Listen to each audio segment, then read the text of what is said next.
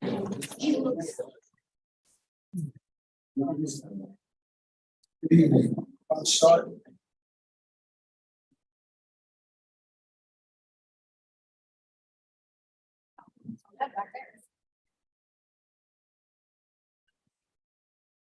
Okay. Right after our pledge, we're gonna have a moment of silence for Joyce Hill, Walk Hill. Deputy Receiver Taxes, whether administrative assistant, former Hannah Walker, Supervisor Town Operating, as well administrative assistant to Congressman Benjamin. Gary L. Boyce, Senior, Howells Fire Company #1, past chief, and third generation owner of Boyce Excavating in Middletown. Judge Raymond Shoemaker served 24 years at Town of Walk Hill Justice and retired in Middletown Police Department Sergeant. And my brother Johnny Serrano, may he rest in peace. So we start with the pledge. Pledge allegiance to the flag, States of America, and to the republic which stands one nation under God, indivisible.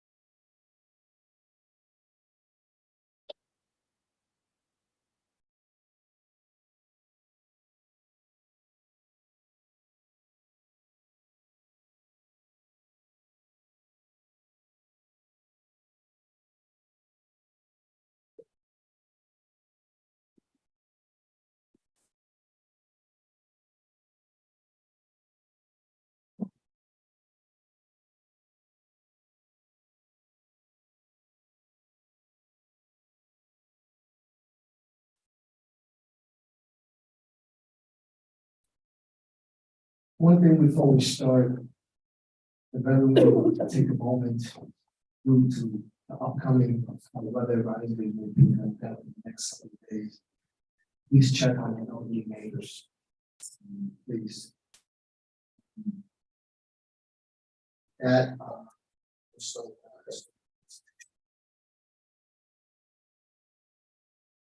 I'll work the podium in reverse.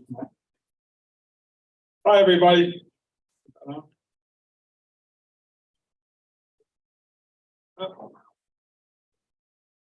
Take this. And it's not coming on here. It should be. Good Friday. Thank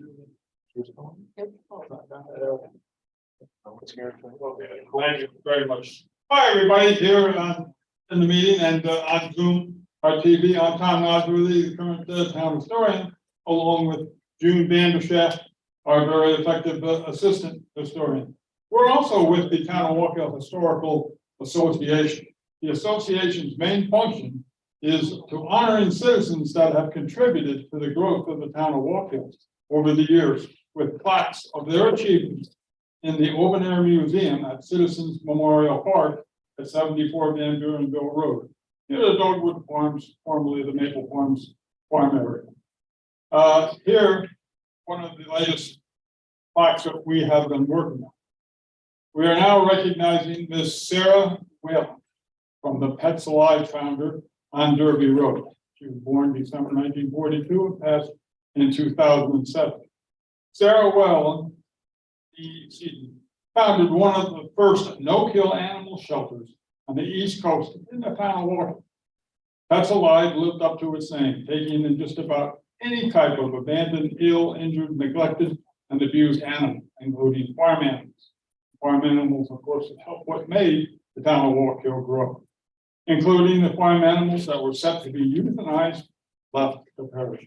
Pets Alive had saved over 7,000 dogs from being euthanized at the time of Sarah's passing in 2007, and at one time served as the only retirement home for New York City's carriage horses. The goal of Pets Alive was to find loving homes, but if no home was found, these animals lived out their lives with Sarah, not without struggles. Pets Alive at one point was on the verge of foreclosure, but community efforts generously kept and helped keep the important sanctuary open. Sarah's family said it best. Sarah began her life's mission at the age of 12.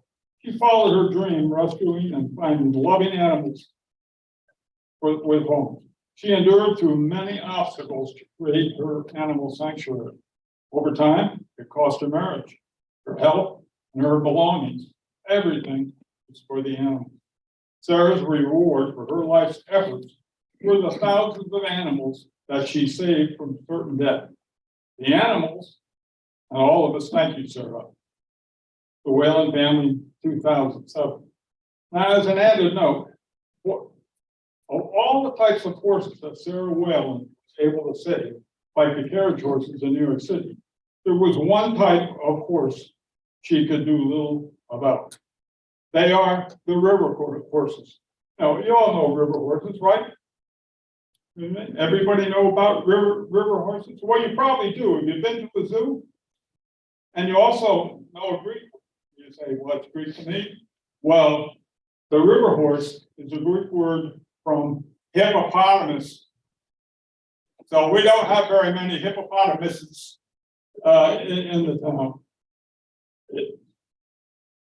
Oh, and by the way, also in the question raises, what in the wild world of sports is a hippodrome? You may have heard that term around. It's not used too much today. Originally, from the Greek hippo for horse and drome for race for horses and chariot races, now means a performance venue. Now tonight we also have one additional item besides history. We, the whole country, are getting ready to celebrate another semi-quincentennial celebration, 250-year anniversary of the Revolutionary War, forming of our country, which will be in 2026 from the American Revolution in 1776. I remember some of that. That's another story. In order to recognize this event, June, our assistant historian, has developed an Americana item. And we would like to display it in the town hall. And George, if you would come down off the podium to receive this item that June is going to bring over. You can bring the whole page. That way we can surprise everybody.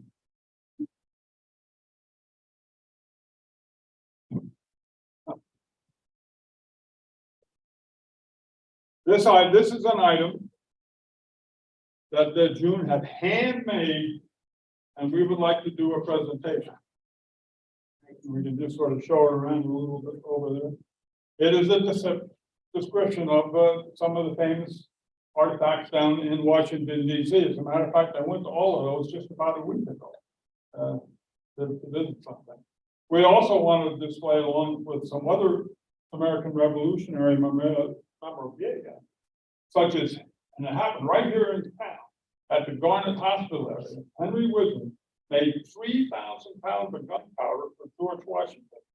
Probably other people, you want to use was actually made on that little creek that runs down next to the Horton Hospital.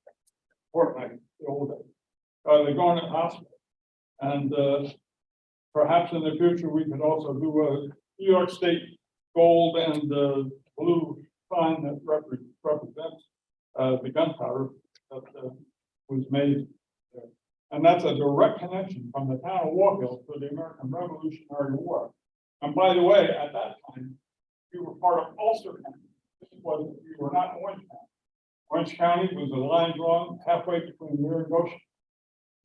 So there's our references. So anyway, George, we can find a spot in the town for it. Town hall. And to do it. All right. Thank you, sir. Oh, June, did you want to make a history, but we're out of time. Show your notes. Those are some of the kinds of notes. First gal writes up. Let me say, she got a whole. They could go for another mile. So, you're very good. Thank you. Thank you. Thanks, Tom.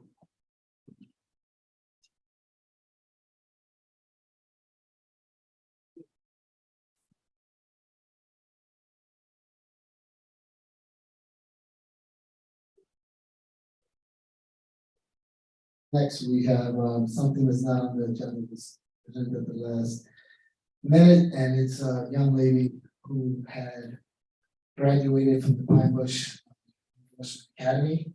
She wrote an essay experience. I heard some of it at the Police Youth Coalition meeting. And I said, why don't you come and read it?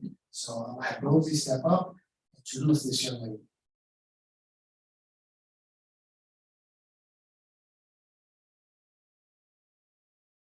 Thank you. I'm Rosie Otero Walsh. I am the youth coordinator for Town Police Department. And I stand here very proud because our leaders in our program are thriving, they're growing, and they're becoming absolutely excellent citizens in our community. And I want to say thank you to all of you for your support all the time to the program and to our leaders, and we're giving them a moment to come here and showcase the talents. Thank you. I want to introduce to you our youth leader, Akila Maxam. Please come up. We're so proud and congratulations. Throughout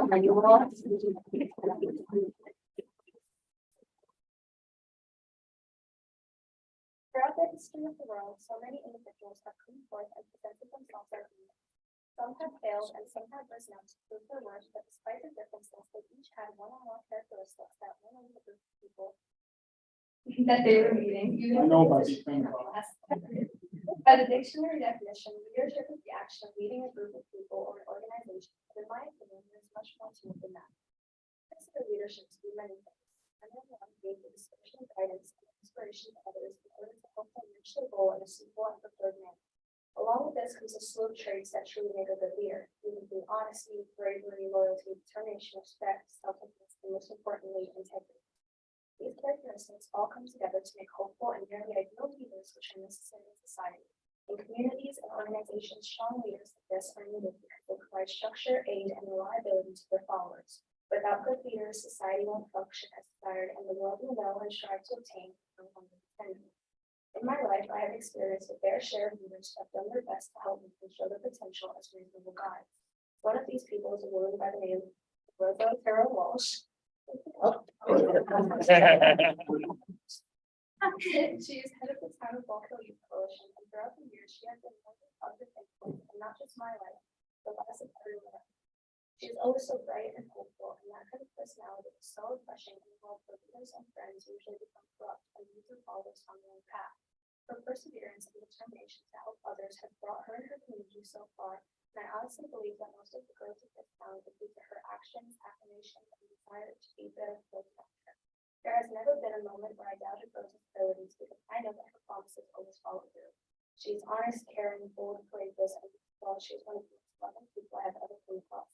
No matter what issue comes her way, she always presents a healthy solution to solve it, and that is something not many people have the capability of doing. Another example of a good leader happens to be my mother. Now, I know it may sound a little bit cheesy or cliche to say that, but in my eyes, the truth is the epitome of leadership.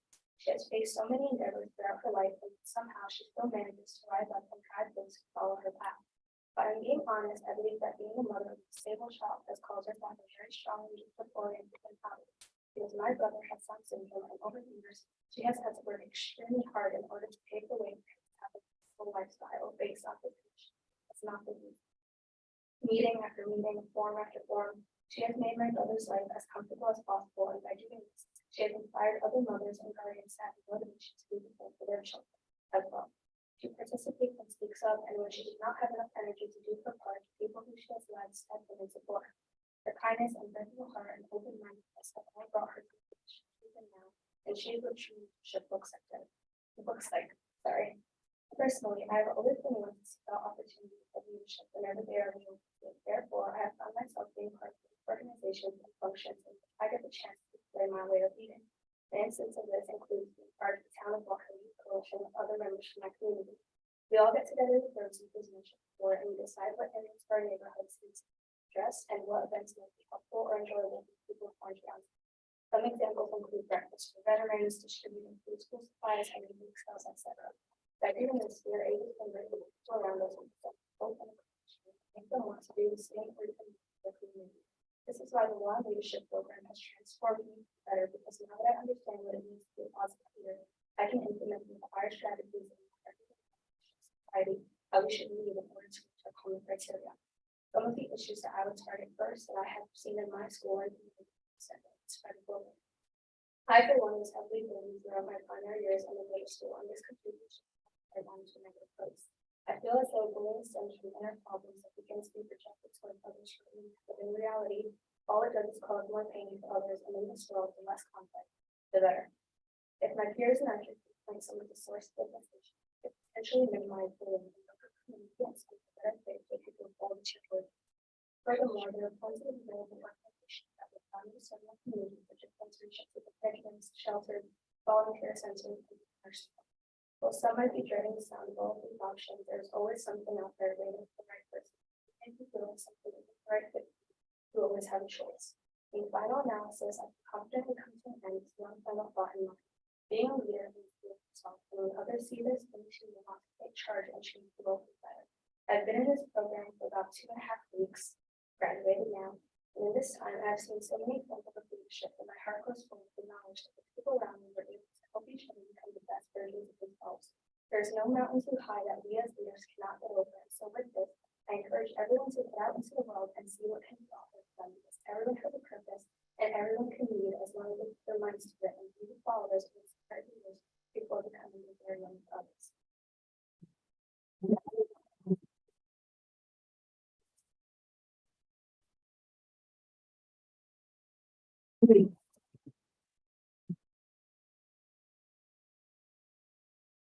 Everything was the same to them.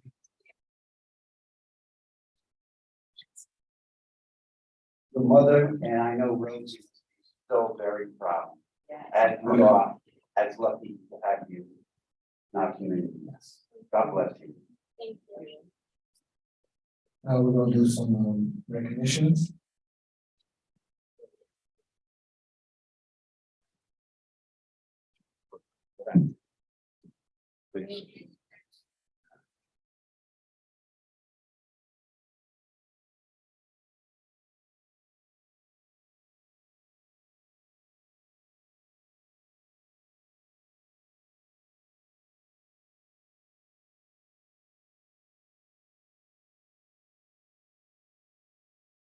Everyone knows, like to recognize our community. Nice to the people who have made a solid impact on the community. So, a couple of weeks ago, Tom Walker, Cecil, Lisa Chucker, had contacted me because Lowe's had contacted her and requested to offer some donations from Tom Walker. So we said, absolutely, okay. We're sure we can find people like the Tom Walker. We reached out to veterans, we reached out to Rosie and her connection, clergy, to see who would need something. So I felt it was the right time to recognize Lowe's. And today representing Lowe's is Michelle Otero, who is the Assistant Store Manager. Please step up.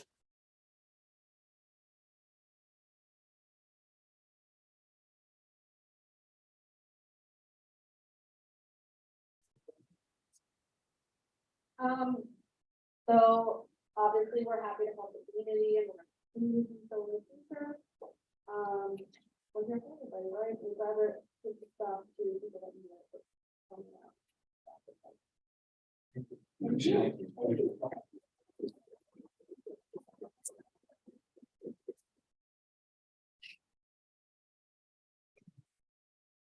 Next. Gentleman who I'm pretty sure most people do know, he was the Tom Walker supervisor for 5 terms, councilman for 4 terms. He also was in charge of moving. He has been an umpire for numerous years. We were trying, just turned 80, at age.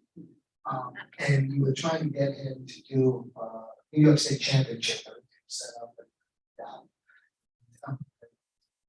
They're 80, so next year we're gonna get him back down there and do some games. So without further ado, he's given so much to the town of Walker residents in service that I felt it was time to recognize John.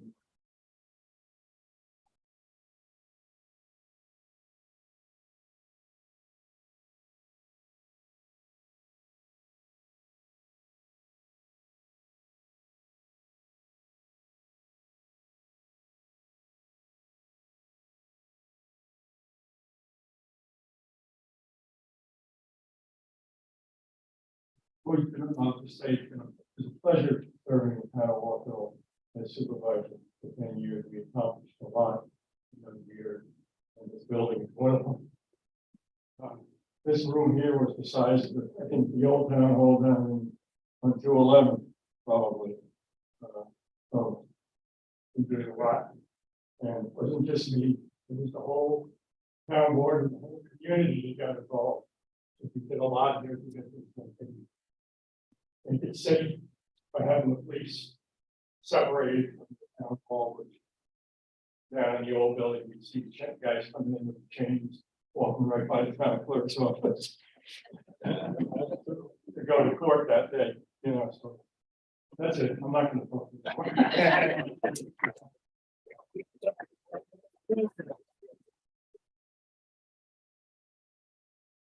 Our next recognition is for Javier Rojas, who is the code enforcement officer for the town, but he's not here today, so we're gonna take that off and recognize him. Next, we have a town employee who's been with the town for a long time. And I remember back when I first came into office and Louis Ross and I had a conversation regarding this bridge right off what is that street? Yeah, East Main. And he was saying, I have to close it, bad shape. And this year it works, we get $4.3 million to restore that, to fix it. Thanks to the great grant writing of Michelle Baker. And I like, wow, that's remarkable. And Lou did tell me that he was told that this was one of the best applications that the people in the state have seen. So with that, I say, Michelle, thank you.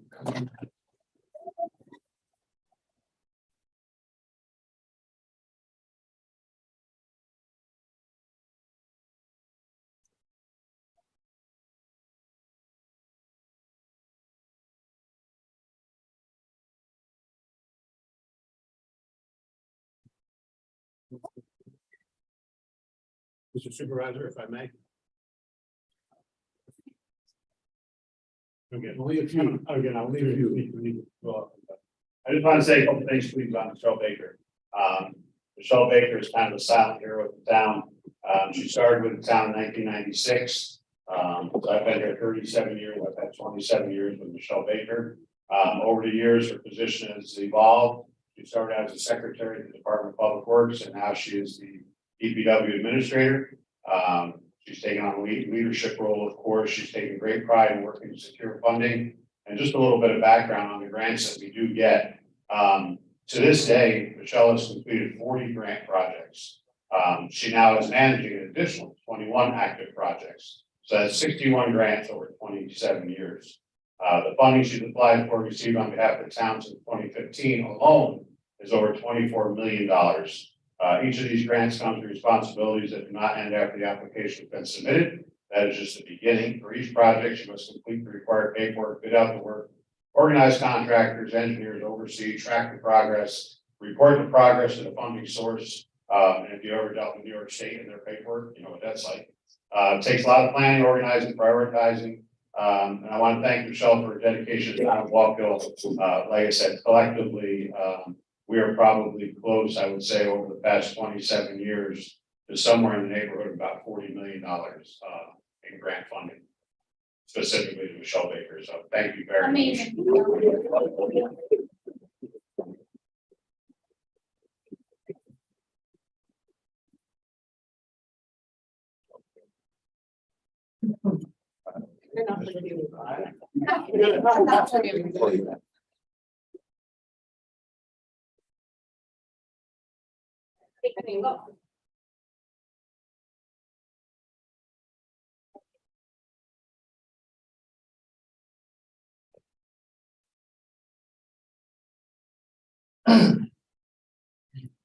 Next, we have public participation on agenda items only, 3 minutes for each individual. Anyone in the audience?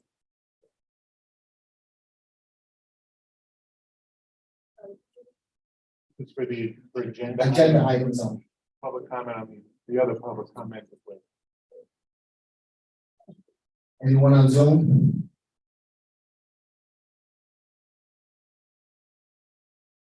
Anyone in the audience? On Zoom? Okay.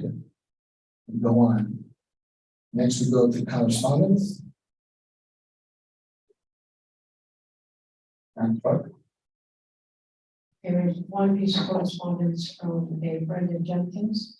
To a concern and take care of an active little 3-year-old boy who calls this park Robbie Fire Chief Park. Out of all the parks of the town of Walk Hill, most of Middletown, this has been the cleanest park we go to. He always asks to go there every day. Please keep up the excellent work of keeping this park so clean and nice for the families in the town of Walk Hill and the Middletown area. Thanks, and we can't wait for the night out at the Lily Park, another great park for my life. And this is in reference to the park at Washington. Thank you. Next, we'll start with resolutions. And clerk. Resolution of town of Walkville, New York, authorizing the implementation and funding for the first instance 100% of the federal aid and or applicable Marcia Shelley eligible costs of a transportation federal aid project and appropriating funds there for.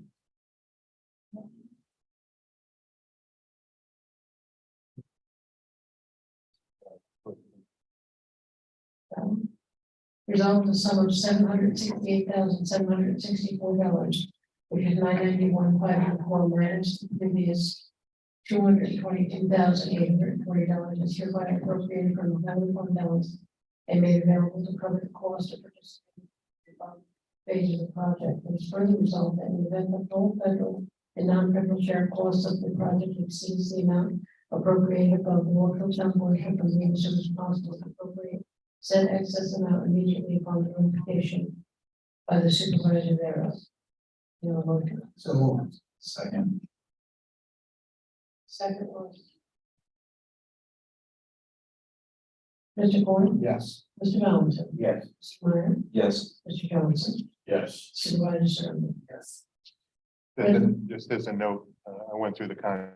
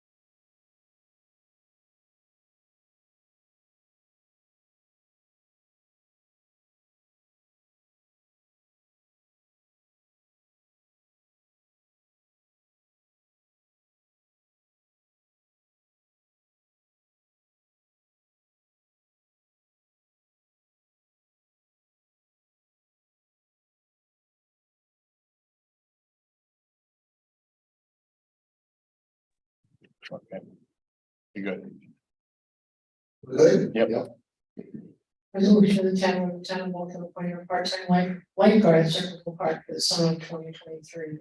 Resolved the town board, the town of Waltham, appoints the following persons to the position of part-time water rescue lifeguard. To serve in said capacity at Circle Park within the town and our hourly rates noted below effective immediately. Our new lifeguard salary $14.28 per hour, and the individual is Dominic McCarty. We have a motion. So moved. Second. Mr. Coyne, Yes. Mr. Valentin, Yes. Mr. Meyer, Yes. Mr. Johnson, Yes. Supervisor Serna. Yes. Resolution of town of Waltham changing the designation of a full-time principal account clerk from provisional to permanent. Resolved the town of Waltham hereby changes the employment designation of Principal Town Clerk Erica Dale Oliver from provisional to permanent, and that she will continue to serve in said capacity at the Town of Walk Hill County Department, effective immediately at the same salary rate that she had been receiving to with $31.16 per hour. And a motion. So moved. Second. Mr. Coyne, Yes. Mr. Valentin, Yes. Mr. Meyer, Yes. Mr. Johnson, Yes. Supervisor Serrano. Yes. Resolution of the Town of Walk Hill for promotional advancements for the Town of Walk Hill Department of Public Works.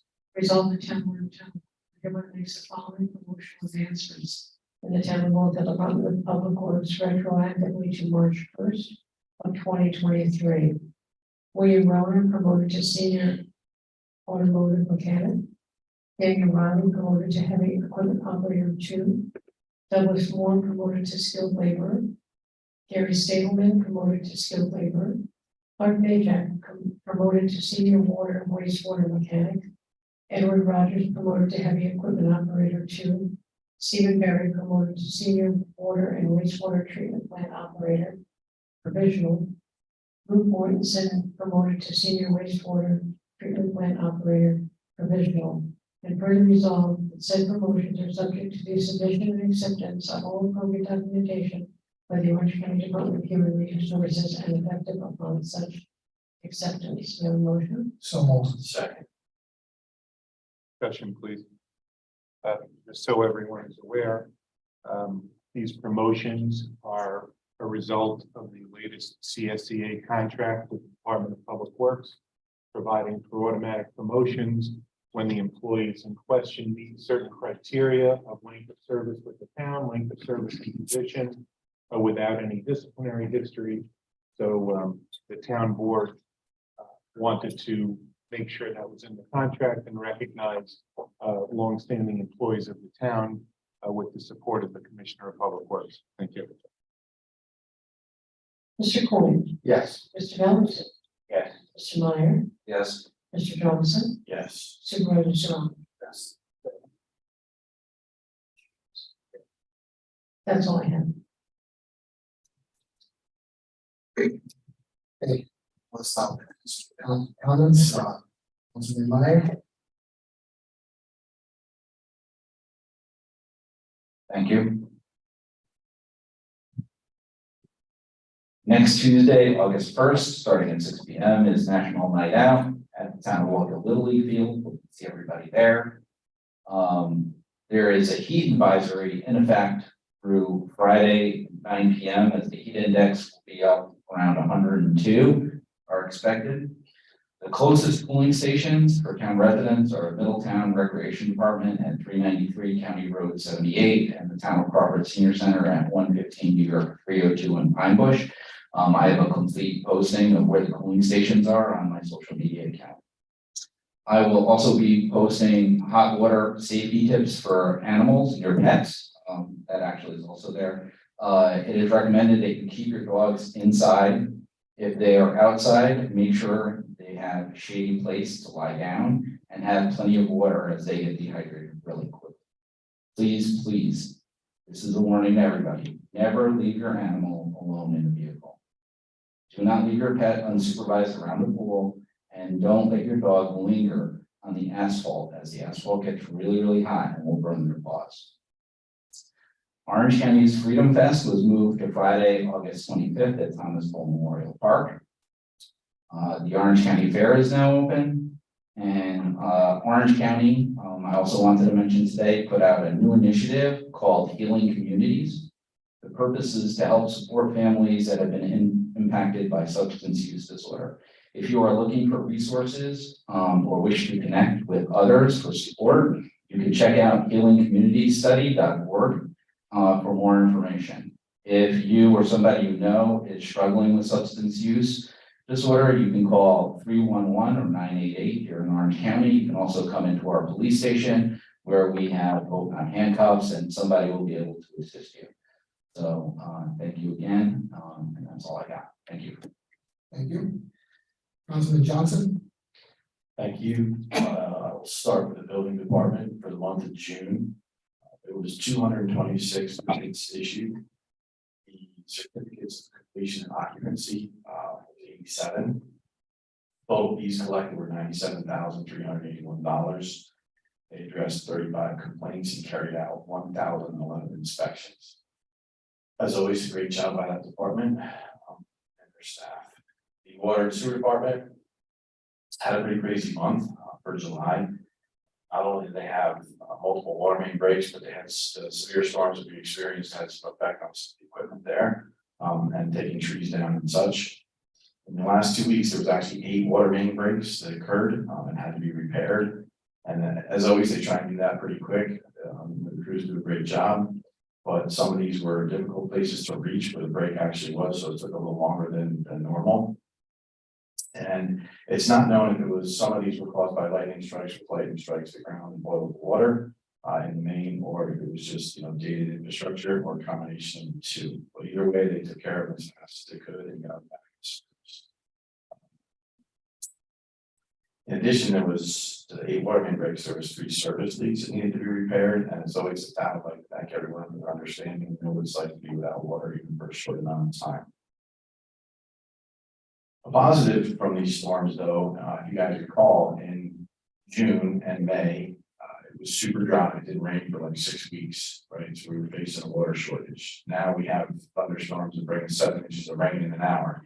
Not that that's great, but at least it is recharging the groundwater, filling up the reservoirs and stuff. So it does help with our water supply. So that is a bonus. During last Tuesday's storm, lightning took out the electronic communications at Connors Road, as well as a well in Rakowski well field. Fortunately, the electronic communications were able to be put back in with parts on hand quite quickly. The well, we did a control that was ordered, and overnight it was able to get back on or in service the following day up and running. The well rehabilitation work is still ongoing, also with positive results. And again, with the heavy rains that we've received recently, all the town's wells seem to be in pretty good shape for water levels. The department has been busy working closely with the highway department. As you know, they're doing a tremendous amount of paving this year, which is pretty awesome. So they have to do stuff like address raising manholes, and water valves and so forth before the paving.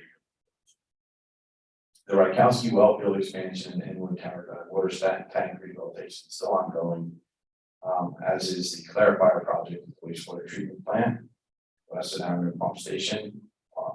There is a little delay in some of the projects simply because there's a shortage of supplies of materials, which is slowing progress, but everything is moving forward, which is good.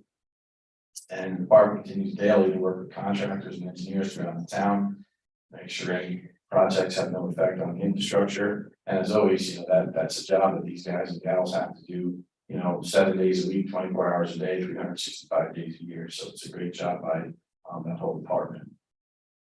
In the accounting department, they are very excited to announce they hired a deputy controller and a payroll clerk.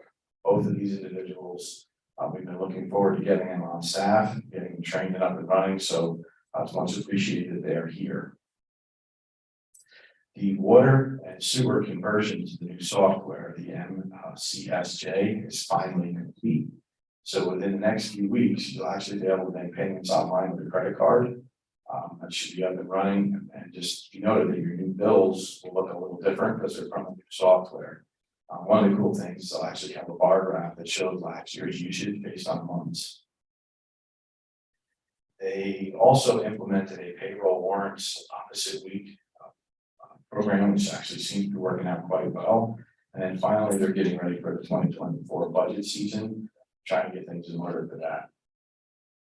For comments, I would just like to say, hope to see everybody out on August 1st for Night Out Against Crime. Again, as Councilman Meyer mentioned, at 6 p.m. at the Little League Field.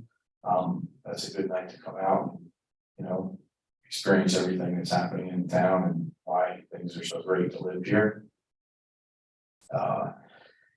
And also, as Councilman Meyer mentioned, the heat index is pretty high. The heat has been kind of unbearable. So please check out anybody that that might not be able to get out of the house, might not be able to have air conditioning working, anybody that's senior or vulnerable, just stop by and check out and make sure everything's okay.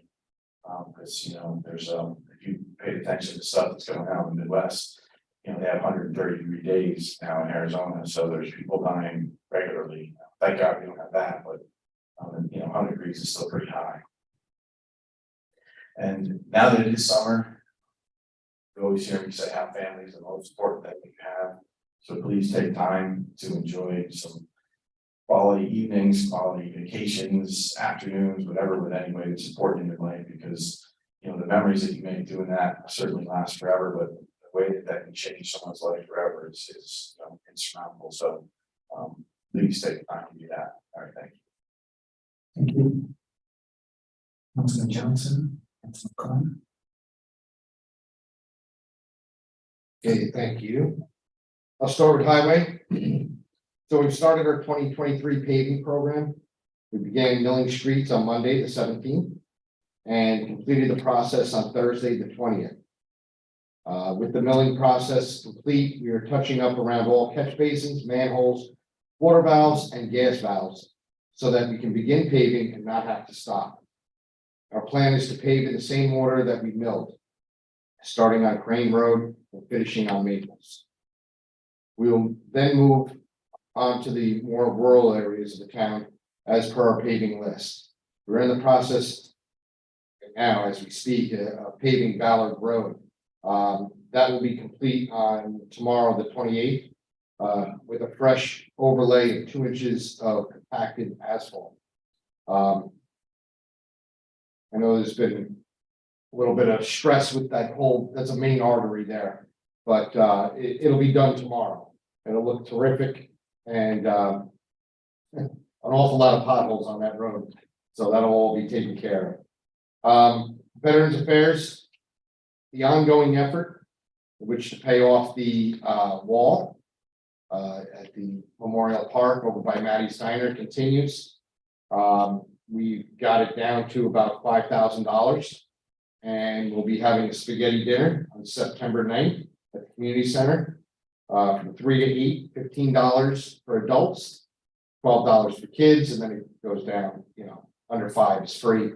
You'll get spaghetti, meatballs, salad, dinner roll, dessert, and beverages. So come out and support us, and you know, let's finish it. You know, we're real close. Comments. National Night Out has been mentioned already. August 12th, the Mary Olson's annual Memorial Tops First Kids softball game will be again August 12th, 5 to 8 at the park. That's always a good time. Comments. So July 4th, actually, I think it was the 2nd, we had the fireworks, and we went back to the golf course. The weather was not in our favor, but it was a great event. Despite the weather, a lot of people showed. I think the weather kept a lot of people away as well. But the fireworks display was fantastic. It's a great time.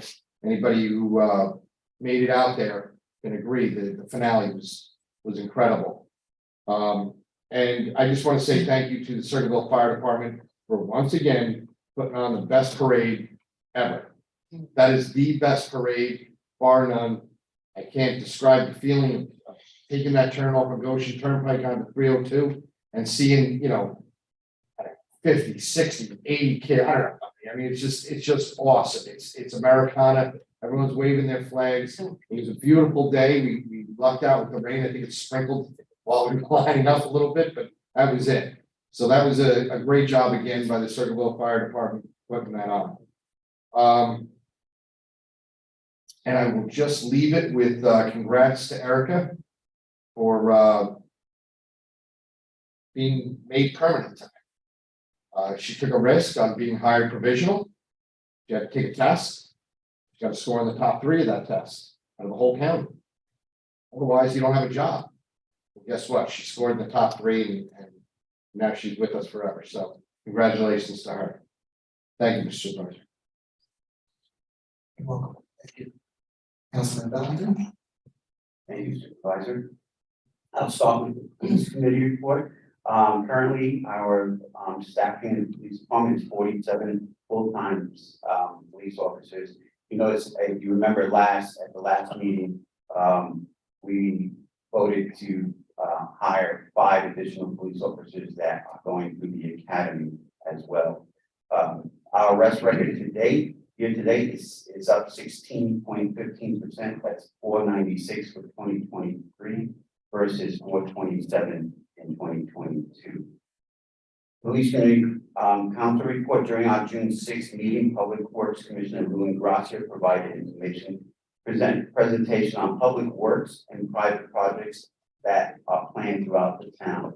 On October 5th, the Police Committee Council will host a forum on the police response cases involving those in having a mental health crisis. The chief will moderate, and the participants will include, among others, Orange County District Attorney Dave Hugler, Orange County Commissioner of Social Services, Mental Health Commissioner Darcy Miller, and Laura Alkiri from Access Supports for Living. The next regular scheduled meeting will be held at the community center at 7 p.m. on August 3rd. From our youth coalition, on July 20th, 50 children, their guardians and parents, along with Rosie Hurd Walsh, Police Committee Council members of the police and police officers Bagman and Stallman attended a Hudson Valley Renegades baseball game. At 5 p.m. on Sunday, August 12th, the town of Walker Little League, as mentioned previously, will host the annual Mary Olson Memorial Softball Tournament, where members of the police department will compete against our police youth coalition. For those that don't know who Mary Olson was, she served the town for many years in the capacity of the chief's executive secretary, and anywhere and anything that we did with our kids, with these programs, Mary was always there. Whether it was Christmas, with baseball, any activity, always with a smile, always very supportive, and unfortunately we lost her, and so this is in memory of her. Body cameras. Thus far, approximately 50% of our officers have been issued body cameras. As mentioned previously, Night Out Against Crime this is our 21st annual event. It'll be held at 6 p.m. August 1st at the Little League Field. The first 800 attendants will get free t-shirts. It's a well-attended event, and I think it's one thing that I always get out of it is we don't see, we don't have a town center. So when we have these kind of events, it is like a town center. We get to see parents and kids just out there freely. The kids are running around in a safe environment, interacting with each other, enjoying the activities and prizes and everything that's out there in the safe and safe environment. There's recently, the town has experienced an increase in auto theft from both residential areas, specifically James Park Drive, Prospers Valley Road, as well as the commercial area, Cumberland Farms, East Main Street, and Sam's Club. In most of the cases, the vehicles were unlocked and the keys were left in an unattended vehicles. Please help us deter auto theft by locking your auto and not leaving the keys in the vehicle. People feel comfortable at times, and it's unfortunately the world that we live in. You have to be diligent and always on guard. The chief wants to add to that. I'll ask him to do so on his reports. Accreditation update to date. All but one of the 126 policies and 122 forms required under the New York State accreditation standards have been issued. The last policy will be adopted on Monday, August 1st. Consequently, we have notified the state that on November 15th, all of our policies will have been in effect for 90 days, thus subjecting us to a state inspection to ensure compliance. So congratulations to our team, including John Petrucci, Dan Ward, Lisa Costello, for all their hard work in getting us to this point. Last Monday, our police department, in partnership with Mobile Health Mental Health, rolled out the new mobile response team. Under this fully funded initiative, 2 full-time mental health professionals are assigned to our police department as a response team to assist those suffering from mental health crisis. We thank Assembly Woman Alien Gunther for providing the funding for this unique approach in a way to the way police respond to these types of incidents. If you remember, I spoke about it months ago.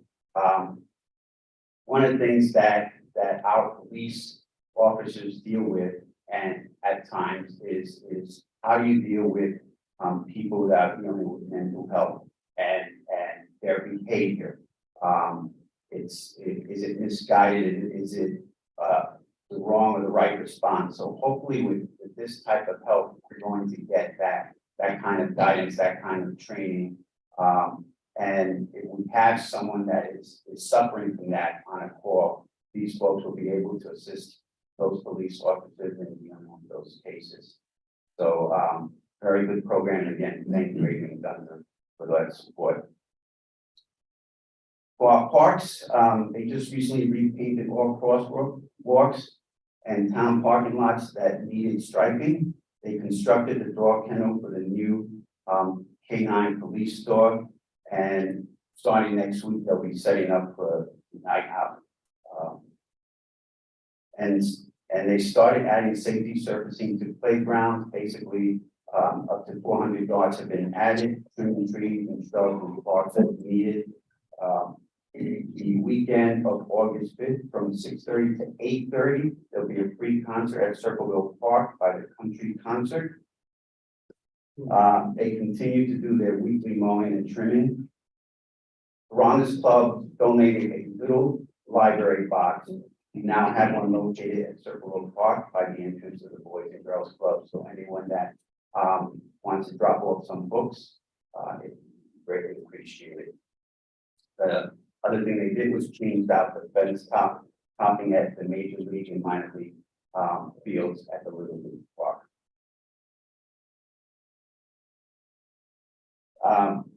Comments, congratulations to Erica, as Councilman Coyne stated, that was quite an achievement. You know, people take these provisionally knowing that if they do fall on the test, they do a good job. And so we appreciate that the risk was taken, and we appreciate that we now have her full time. And thank you, Michelle, for such a great job. And thank you. Thank you. Pretty much they said everything. I'll say a couple of things. July 4th fireworks, yes, it was a great event. Little rain, but you know, I still think it was a great event going back to the golf course, and everyone enjoyed themselves. First, congratulations to all the individuals and companies we recognize today. Lowe's, fantastic. I'm pretty sure they want to, this stuff they want to give to the town, to give to the residents, to the community, and stuff that they will otherwise would throw away going into the garbage, but I appreciate that. Speed humps, I know everyone's been seeing them around the town. We started the pilot program. I believe as of today, we have 4 or 5 locations already in place. We will be reevaluating the speed humps in a couple of months and see where we go from there. We also have installed one of, I believe, 5 speed radars around the town. We got one on the road that's already installed, ready there, and we're gonna put 4 more. So you'll see those coming up. Congratulations to Erica. Erica has been with us for a little less than a year, and she has been phenomenal. Willing to learn, want to learn, great fit for us. I'm glad she did well, and she took a risk, and we took a risk, and it worked out great. A couple of things on the events that are coming up. September 30th, we're gonna have our community day. So last year we had our 250th anniversary at the Galleria with a parade, and we had a celebration. It was good. So this year we're gonna continue it. There's gonna be a community day on September 30th. In the parking lot to Macy's, we're gonna have entertainment, we're gonna have food trucks, vendors. Should be a good day to celebrate our community. October 27th, we'll talk about it later on. We're gonna have the trunk or treat here in Town Hall from 4 to 6. And then we'll have our holiday parade on November 25th. Then on December 11th, we'll have menorah lighting in the town on 6:30 p.m. And on December 26th, we'll have a Kwanzaa celebration at the community center. All great events.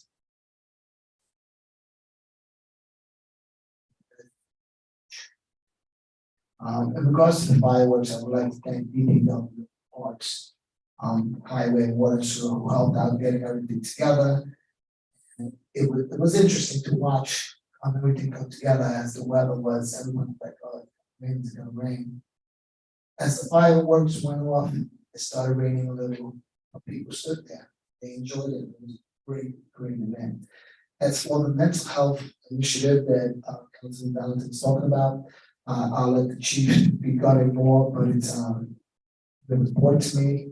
It's something that absolutely, let's do it. What do we have to do to do it? Because in my prior life, we had that in my prior life, where we had mental health workers respond with the police to different calls where there might be mental health, someone suffering mental health incident. So it's a good thing, and I'm glad we have it here in town of Walk Hill. And I'll let the chief expand on it.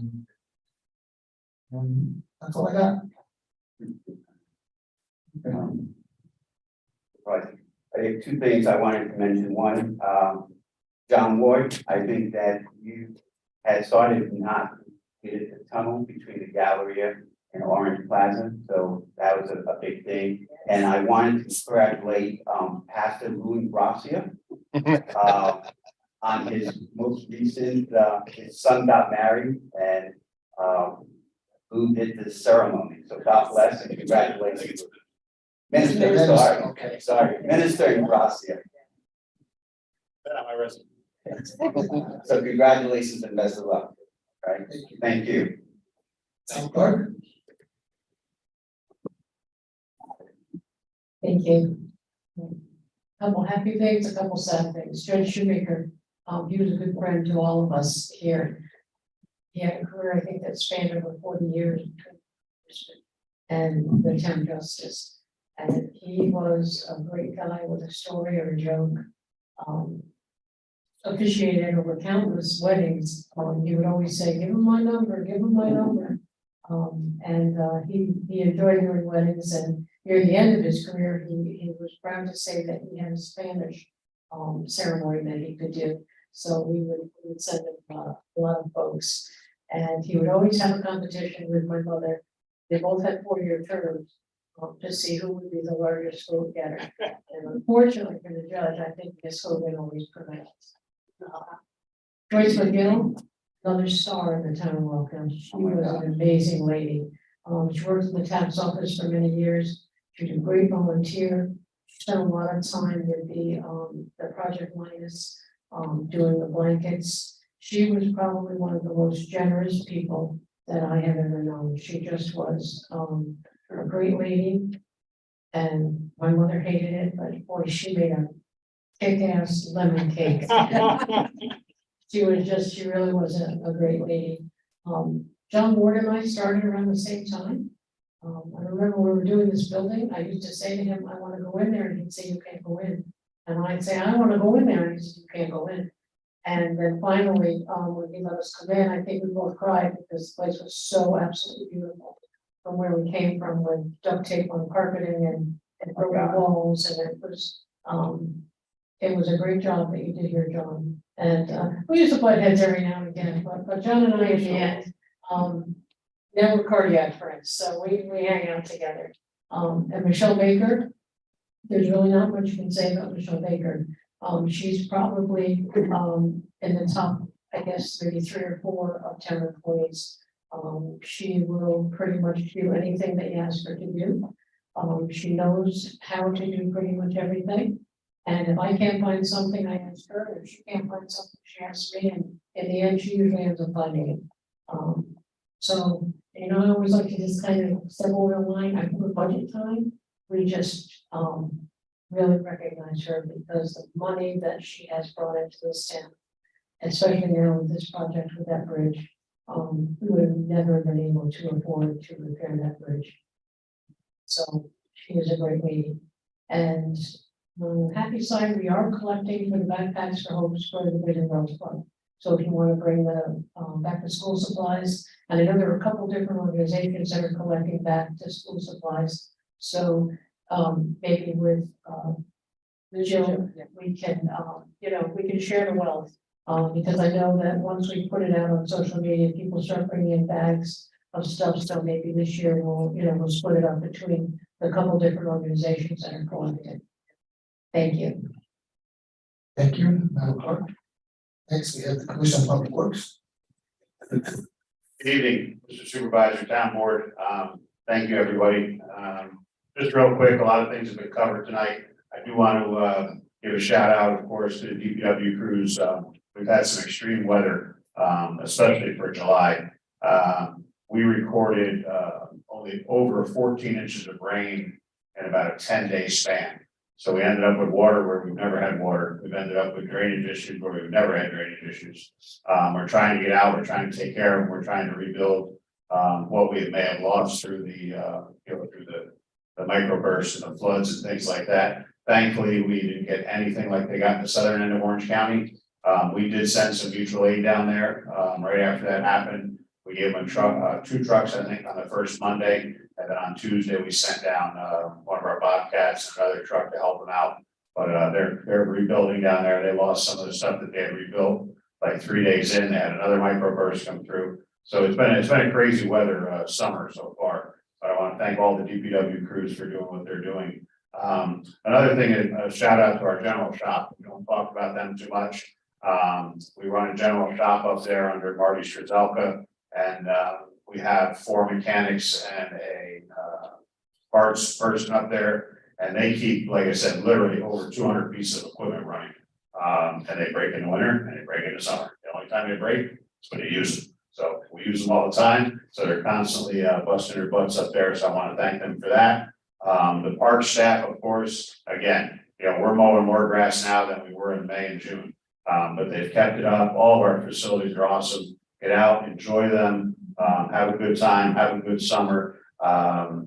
Golf courses rolling, they're doing great things. Corns Campground, our OEM team, we consider them on our events, work together. Of course, 4th of July, that came off without a hitch. We're working on a night out, of course. We're looking forward to that between the DPW and the parks. I want to thank everybody for everything that they're doing there. And I want to thank the board and the supervisor specifically for all their support this evening on some additional grant funding that we're looking for. And then also for the promotional opportunities for DPW. That was a good contract that was negotiated, and it's allowing us to to better compensate our individuals for the great job that they do. So thank you very much. Thank you, Commissioner. Chief? Thank you, Supervisor. So congratulations, Supervisor Ward, John, and Ivy, you and the team. It was a very difficult time and facing your challenges, respective policing back then. And credit to you and your entire board, including everything time, turning, walking around. Very difficult circumstances. John, I don't know how many times we drove back and forth the federal court together, right? Representing the town, putting up a good defense. The town, but ultimately, a large part of the success was congratulations to the board. Also, Michelle Baker. Michelle does a wonderful job with respect to grants. Speaking of grants, if you noticed around the police department, we're enhancing our security with fencing installation again this week. So there are no significant changes around here. This was security that was long overdue because of areas of the town. We say, there's a lot of arrestment in the department as evidenced by the numbers, Valentine. And when we bring a defendant to the station, we want to make sure they're secure and not going to be able to run and present the danger. I mean, that is the fact that use of weapons in the department. We have to keep those secure and keep those away from.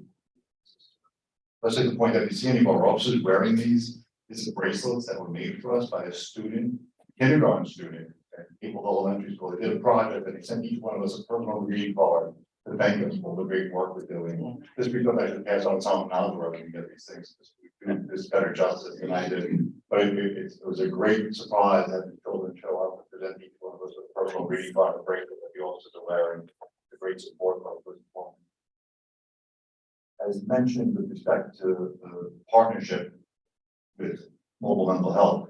So we worked with them for years. They're an entity within the county funded. And what they do is they provide professionals to respond in cases where there's someone who does not present an imminent threat to the public. Because in that case, the police officers would not wait, they would take action. And not in cases where the person wants to go voluntarily.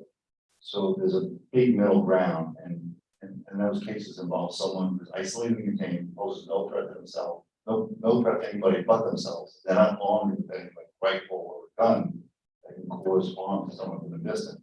So when we encounter individuals who are emotionally disturbed, they're isolated and contained, we don't have the expertise to talk these people down in many cases and get them to surrender and come with us to the hospital treatment. And when we do our ongoing analysis of police department data, we've discovered over the past few years, we responded to 1,700 of these cases. With that in mind, working with our partners in the county, as Councilman Valentine and the supervisor mentioned, that's something we're having up was crucial in obtaining a grant at a countywide level to enhance services. And when the conversations began as to what type of program we're going to put together, they looked at the numbers in the town of Walkville and they saw there was a clear need here, that the number of referrals here at local level exceed the 5 surrounding towns. That busy, that growing, that thriving in the community, that along with the growth of the community comes these other challenges and mental health challenges because of COVID and other issues going on. Substance abuse, for example, have continued to grow here as they have nationally. So the Commissioner of Mental Health in Orange County, Darcy Miller, along with Access Living, which runs the mobile mental health unit, approached us and offered us full-time staff, 2 professionals that are going to be here 40 hours a week, in the hours of 12 to 8, and they will respond in those cases where we need to intervene with someone. Doesn't pose an imminent threat, but is not willing to go voluntarily, and they'll act as they know. In addition to that, they're going to handle 311 responses. Those are tested outreach number for people in good services in our county, and we in the past were handling many of those calls. Now these professionals who are properly equipped and trained to handle these types of incidents will be here. They began last Monday, as Councilor Hamilton supervisor mentioned, and already each day they've had 3 or 4 responses every single day since they've been here. So tomorrow is a press conference officially kick this off, but the officials are going to be there, some of the government's going to be there, as is representative Commissioner of Mental Health's office, as will Bolton Mental Health. I know Will was instrumental in this, he drafted the contract, working with the entity to get them on board. So it's really truly a team effort, and we're looking forward to great success. No one regionally has a program like this. The closest one is probably White Plains. And then New York City and other entities south of here have programs like this, but no one regionally has a program like this. We're at the forefront again, have been in the past, going back to Open Handcuffs, Walkville Cares, our comprehensive policy dealing with emotionally disturbed people. We're going to be the leaders in our community.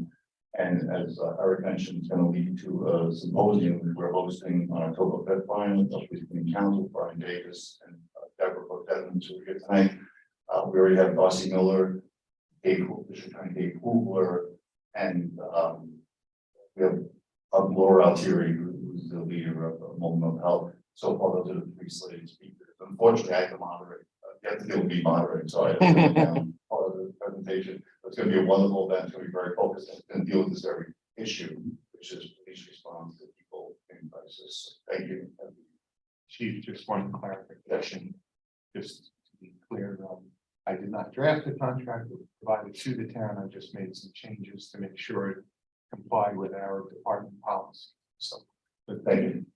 Also, am I correct that they use vehicles? Yes, all these, the only thing we provide is office space and some, they already decorated the office, they moved in this week already, so the town was kind of did a great job, we Rosie, the new wing of the building, along with Donnie Durenberger from Foils, they're in the new part of the building, and Bolton built up front by dispatch now, but thank you for, amending the contract with better. Yes, and just furthering your point that it's at no cost to the town, inclusive of the vehicle that the mental health professionals are using, And they've been great to work with from my end, for sure. They were very eager to start the program and it's really something that's necessary and beneficial to everyone in the town. Absolutely, long overdue, and it's a one-year pilot, but there's strong confidence that it's gonna be great success. If they're already handling 2 or 3 polls per shift the first week, it's not gonna lessen the effect they have on the community. Ready, put that down the road, and just hope that the county, grant right, statewide will be able to expand this program. Thank you. Thank you, Chief. You're welcome. Next, we got public participation, 3 minutes. On any item someone wants to speak. So, on to the audience. Please state your name and address.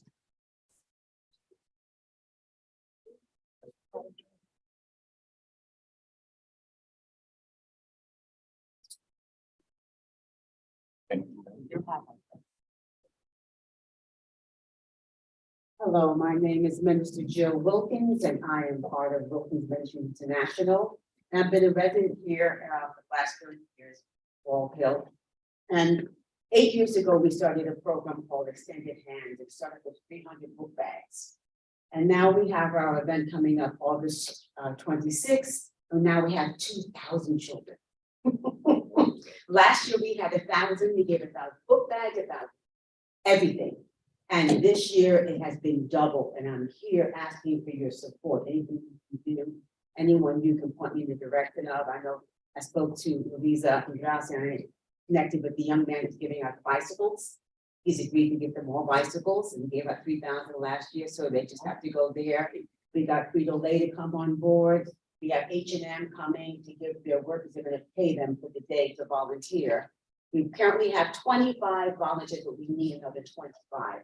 Because with the size, and we got to keep the flow of traffic going, and we expect a lot of people. We have in front of Dick's, and we also have Gold's Gym area where we're going to put the clothing, getting clothing and donations from City Trends. And I've been walking around the neighborhood asking everyone to donate something, but it's just exhausting and organizing. And I'm 67 and I'm feeling it. But I'm passionate about my community. I'm passionate about investing in our youth. And that's our future. And I applaud all of you for all that you've done and continue to do for us as a community.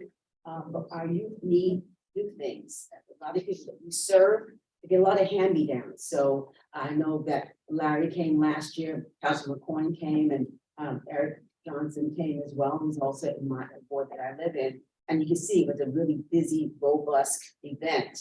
But they need new things. They don't need to have a hand-me-down. One girl was just crying, but she got a new pair of socks because she believed God for careers. So we were able to provide those things. I know that Five Below has 10 pairs of socks for $5, and also Foot Locker has 10 pairs for $10. So and also Five Below has the best deal so far locally on book bags. But we do need supplies to go inside the book bag. Currently, we have 1,200 book bags. So we're short 800, we need 500 more pairs of socks and anything else that we can get in terms of supplies. And I want to thank you all for putting me in connection with the Gallery Mall. It was giving us some storage space this year, but it didn't have enough. But we're working with it. My house looks like a storage house, but I'm happy. I'm still married. So any help that you can give us, my number's there. I thank you for your suggestion that you can supply and share the goods. It'd be great. But our community needs your help, and the children need it, and they just need, with COVID and people not working and the expensive food and stuff, and we want a food pantry as well. I see the need, tremendous need. So that's my time. Is that my time? No, it isn't. Yes. You mentioned Five Below. What was the other store that? Five Below, Foot Foot Locker. Locker. Yeah, it has for $10, and then Five Below has probably the best price in our chain. And you all know where to find me. Thank you. Thank you. Yes, I will. Appreciate everything. Put this on the Yeah, website. and, We'll put it on the website. provide that we can put it on the website, but if no one caught it, this drive is going on August 26th. From 12 p.m. until the flag lasts at the gallery at the front of 640. Thank you. Thank you. Anyone on Zoom? Anyone in the audience?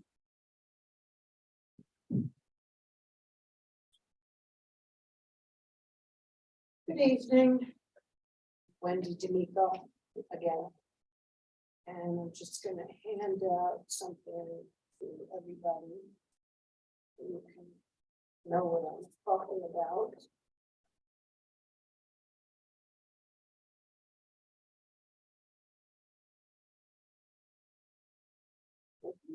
It's in front of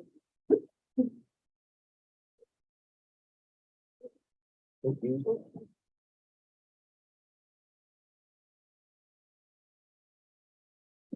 Oops, forgot you. You didn't meet you at Maureen Bell's house, Did I meet you where? and Maureen Bell. I don't think so. But would have been nice. I think the last time we were here was March, discussing the issue of Aiden 680 LLC salt issue with our wells. And since then, I contact with Nick Fitzpatrick. Conversations, they did meet with us, kept promising that they were gonna test our wells. They didn't test our wells. They said, they gave me the name of somebody, I called that person, emailed them, they had no idea what I was talking about. Then I got back in touch with Nick. Nick took a long time, and we don't have time anymore. We're suffering illnesses. Just in the past 2 weeks, I have spent $1,900 just in the 2 weeks, replacing and repairing the plumbing in my house from the chloride and the sodium from Aiden. This was a problem from 2003 to 2010. I have all the newspaper articles. Depew was a member of the board, I think, back then. I don't know who the supervisor was, but reading the articles, they got involved. Judge Owen put a stop work order. We had to get the DEC involved because nobody helped us. Nobody. And I had been talking to this board since July of 22. And in 2020, we were at a zoning board meeting where they wanted to increase their salt. And we discussed it in 2020. We're on Social Security and pensions. We can't afford this. And now the DEC is involved, and you see that they have violations. Mr. Fung is getting in touch with me at the end of the month to see what their answer is to what they're repairing. But in one part on page 2, it says that it's been shut down, the processing plant has been shut down since the winter until the processing plant that's currently being constructed is operational. I contacted Missy Sosler. She knew nothing about that. I contacted Supervisor Serrano. He didn't know anything about it. Before the meeting, Mr. Meyer gave me the statement. What was her name? Eileen Gunter. I'm going to be contacting her. I'm contacting Scoofus. The next thing is Blaze Gomez. And if Judge Owen helped, and the board helped back then, I mean, my response on the phone with you when we first talked after my email to you, July 22, I said, is anybody testing their wells? Is anybody overseeing it? You said to me, no. And I said, why not? According to the newspaper articles and the judge, it's supposed to. And you said, because nobody complained. So then we brought you our water tests. One of the elderly couples that can't come because the wife's on oxygen all the time, probably from the chloride in the water. Theirs was 1,100. Ours is 700, 900. In May, before I went away, pipe burst under my house. I had 2 feet of water under my house. I'm I'm afraid to go away. Because I don't know what's gonna happen to my house. And it was built in 2012. It's not an old house. So. I don't know. I don't know what do we have to do? I see articles in the newspapers that back in the day, 2003 to 2010, that the board did something.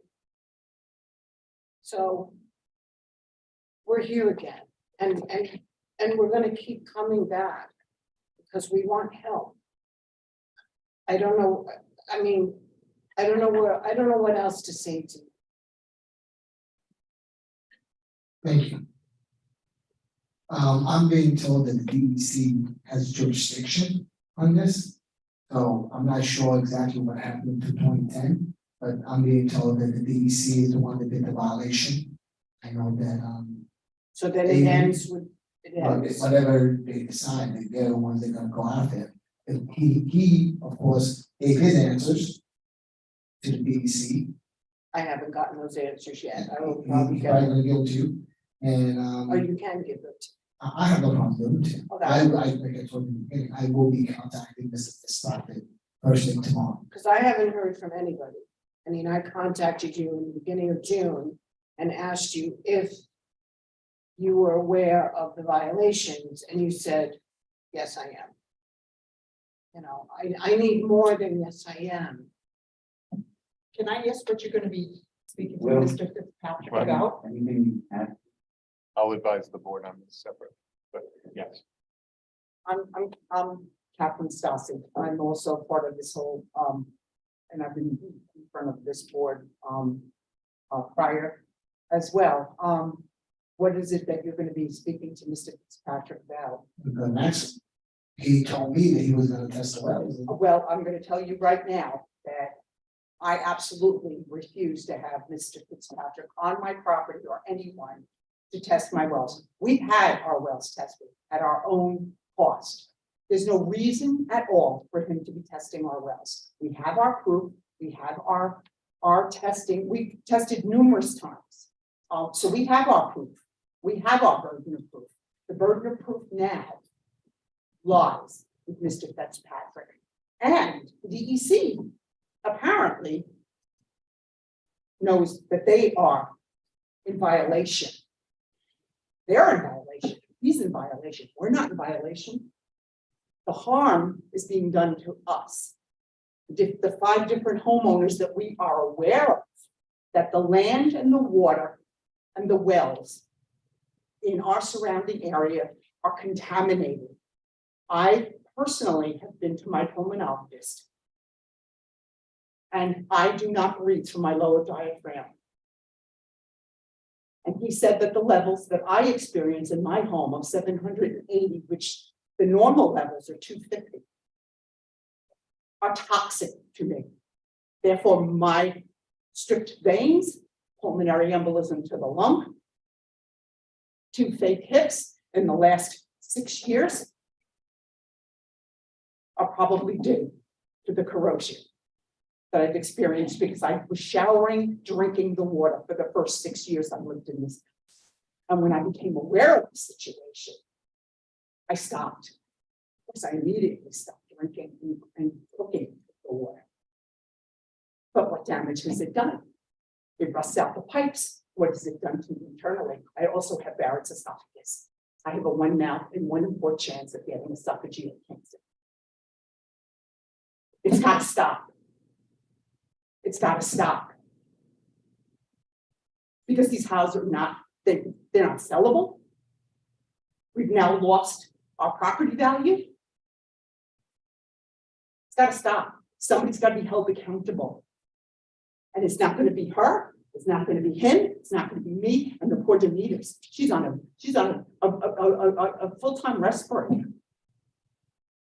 Now, on top of that, we live next to that thing that you allowed for them with a generator that goes on 24/7. That building that was permitted. We live in a neighborhood now that used to be a quiet little neighborhood. It went from being a quiet little neighborhood to now where we have this generator, this guy's building some German thing, and now we've got this generator going 24/7, 24/7, you can't even sit with your door open. So whatever you're doing here at the planning board is ridiculous, because I'm upset now. I'm very upset because things are being passed. He's building something that we were never notified that he got a permit or he was allowed to build something extra. He ceases and desists to build anything on that property until he rectifies and cleans his. That's all I got to say. Thank you. Thank you. Thank you. Anyone on Zoom? Okay. Nicole is she knows, because she's a good friend. Good evening. I consider many of you my friends. My name is Nicole Houston. I have just finished my term on the Middletown School Board. I'm not here obviously in that capacity. I've marched in parades with you guys. I'm on a friendly basis with you. I know your families. I'm Facebook friends with you. And I'm friends with her. And she is a dear, I consider her family. And I've been watching her suffer. Nothing's being done. I want to thank Mr. Johnson for something he said tonight. Mr. Johnson, you said it's hard for people to even go a little while without clean water. How long has it been? Well, it's been what, 10 years? 10 years. The last week. And they can't sell their house. Mike Navajan went. They can't do anything. And I hear everybody talking about all the things we want to do just because we can be good citizens and good Samaritan.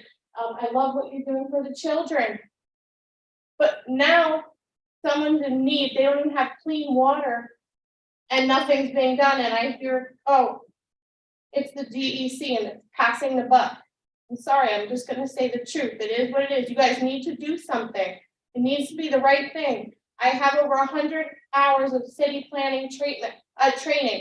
I'm not here in that capacity, I want to make that clear, but I'm a member of the City of Middletown Planning Board. I know that secret rules, New York State has rules. I just saw the violation notices. I can't believe what my friend is going through. So yes, I'm going to advocate for her, and I don't mean to give you a hard time. I really love all you guys so much, but do the right thing. Step up to the plate and do the right thing for these women and the other families, because when we can do it for the children, we got to do it for the elderly too. We got to do it for the veterans. I see veterans in the audience. We got to do it for everybody. Step up and do the right thing. I know you will. I have confidence in you. I've spent time at friends' houses with you guys. I know you're good people. So I'm asking you from the bottom of my heart to do the right thing, please. Thank you. Thanks. And John, I know Mr. Serrano, you said that it's in the DEC's hands. But when we've been coming here to the board with our problems, nothing's been done. Now it's DEC's involved. But before that, why wasn't anything done? What would you want to be done? This, the building inspectors out there? To aid, Yes. is there any paperwork that nobody notified us about anything? Let's wait to the building inspector because he was involved. He was one. He's involved, therefore. He's involved now. I sent the DEC. We sent the DEC. We called up. I did. My wife did. But I'm saying, when we brought this to you, nothing has been done until the DEC came and is given the violations. Then they're saying that they're gonna fine them $4,700 a day after this month. I doubt that's gonna. Again, they're still building there. The salt piles the dirt piles are tremendous. They're doing work there. Does anybody know what they're doing? No. They're doing work in there and everything's, up in the air. But I'm saying, because DC's involved now, but I'm saying before that, like I say, that's my own concern. Nobody ever contacted us. We contacted you, nobody ever contacted us verbally, via emails, nothing. That's my concern. I know DC's involved now, but that's because we got them. Thank you. Thank you. Zoom. Anyone else in the audience?